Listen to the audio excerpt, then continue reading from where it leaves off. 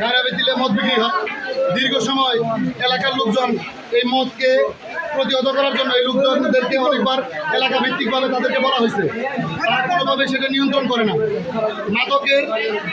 মাদকের এত বড় একটা সাম্রাজ্য, এখানে কেউ তাদেরকে কিছু বলতে পারে না। এই মহিলাগুলা এই মদগুলো বিক্রি করে। এরা স্কুলের ছেলেরা, কলেজের ছেলেরা, মাদ্রাসার ছেলেরা, ইভেন ইন্টার গার্ডেনের ছেলেদের কাছেও ওনারা মদ বিক্রি করে।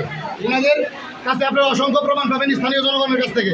ওনাদের সাক্ষী আছে, ওনারা এখন বলবে, ওনারা বলতেছে। তো এই মদগুলো আপনাদের সামনে, আমরা এইটার বিরুদ্ধে ব্যবস্থা নেওয়ার জন্য অতীতে এলাকার যুব সমাজ থেকে শুরু করে এলাকার মাথাপর যারা ছিল ওনারা সবাই চেষ্টা করছে, কিন্তু ওনারা বলছে তারা সরকারকে টাকা খাওয়াইয়া, পুলিশকে টাকা খাওয়াইয়া তারা সেটা নিয়ন্ত্রণ করে। কেউ তাদের বিরুদ্ধে কোনো প্রকার ব্যবস্থা নিলে, কেউ যদি তাদের বিরুদ্ধে ব্যবস্থা নেয়, ওনারা ফেলশনি মামলা, ধর্ষণ মামলা, এই ধরনের মামলায় ফাঁসায় দেওয়ার জন্য এলাকার লোকজনকে হুমকি দামকি দেয়। আজকে অনেককে এই ধরনের হুমকি দামকি এখানে দেওয়া হয়েছে। তো যখন এটা নিয়ন্ত্রণের বাইরে চলে গেছে, তখন স্থানীয় প্রশাসনকে জানাইছে, প্রশাসন কোনো ব্যবস্থা নেয়নি। আজকে ছাত্র সমাজ, আজকে এলাকার যুব সমাজ, ওনারা একত্রিত হয়ে এইটার বিরুদ্ধে তারা একটা প্রতিবাদ গড়ে তোলে। আর সেক্ষেত্রে উপস্থিত ক্ষেত্রে তাদেরকে এই বাণিজ্য করতে সময় তারা হাতে হাতে ধরে। তারপরে স্থানীয় পুলিশ ফাঁড়িতে জানানো হয়েছে, আমরা এখান থেকে আর্মিদের কাছে জানাইছি আমরা, কিন্তু আমাদের পুলিশ ফাঁড়ির থেকে আমাদের কোনো প্রকার হেল্প করা হয়নি। এখন পর্যন্ত এই উদ্বুদ্ধ পরিস্থিতিতে কোনো পুলিশ কর্মকর্তা আমাদেরকে সাপোর্টের জন্য এগিয়ে আসে নাই। এর জন্য আমরা জাতির এই মিডিয়ার মাধ্যমে, আপনাদের এই মিডিয়ার মাধ্যমে উদাত্ত আহ্বান, এই গায়রাবেতিলবাসী, ভাস্কল ইউনিয়নবাসীর এই কলঙ্কের জায়গা, এই মাদক থেকে ভাস্কল ইউনিয়নের লোকজনকে হেফাজত করার জন্য আপনারা এই মিডিয়ার মাধ্যমে যত দ্রুত সম্ভব একটা আইনি প্রক্রিয়াতে এই এলাকার লোকদেরকে একটা সুষ্ঠু সমাধান করে দেন, ওনাদেরকে শাস্তির আওতায় আনেন।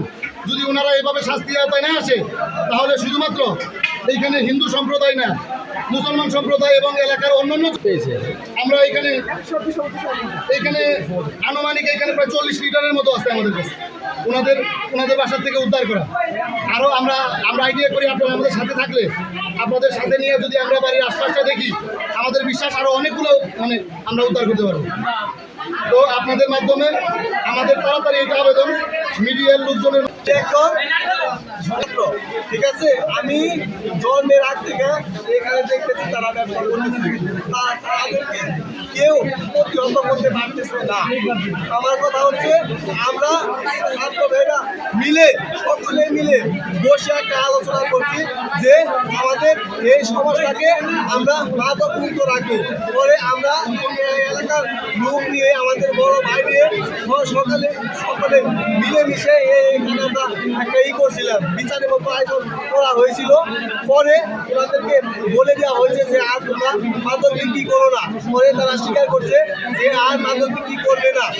প্রভু তারপর থেকে তারা এই কার্যকলাপ তারা আগে দেখেছে।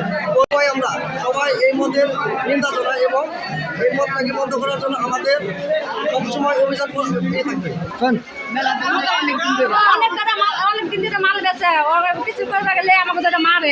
বাধা দিলে আপনারা প্রশাসনের কাছে জানাচ্ছেন। আজকে যে নতুন রাস্তা আপনারা কাটলেন, এটা কি করছিল, আগে কি ছিল?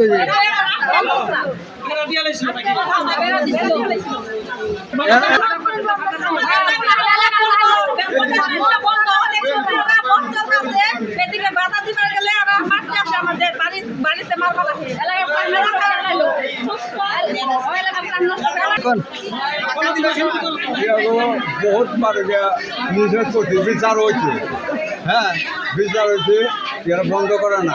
এনে এলাকার ওকে পারে না, পরিবার গেলে ওই যে ওরা দৌড়ানি দেওয়া মারবার আছে, বুঝতো? ওরা লাঠি উড়িলে মারবার আছে, ওরা মানে না। এনে বিচার বলছিলাম, বিচার বইয়া তারপর থেকে কলামটা আর বানাম না, তারপর ওটা 5টা ফোন আছে ওটা ভিডিও করে রাখা হচ্ছে। এলাকাবাসী তারপর আপনারা পুলিশ প্রশাসনের কাছে জানাইছিলেন? হ্যাঁ, এলাকাবাসী পুলিশ প্রশাসনের কাছে আপনারা কি জানাইছিলেন? আর না ছাত্রের কাছে এই জানাচ্ছেন ছাত্ররা আপনি প্রশাসনের কাছে কোনোদিন যান নাই? না, যাই না। পুলিশ পুলিশ পুলিশে পুলিশে গেছি, পুলিশে তো কতদিন ধরে মত বানায় এই মহিলারা? এরা মেলা থেকে 5 বছর। কতদিন? 4-5 বছর ধরে। এটা সম্বন্ধে আমরা অনেক বিচার করছি, বিচার করার পরেও তারা মানতেছে না। রাস্তা দিয়ে যদি আমরা কই দেন তোমরা নেবেছো না, ওই সময় কই যে তুমি বেশি পটপট করলে নারী নির্যাতন কেস করুন, এই সমস্ত আলোচনা করে।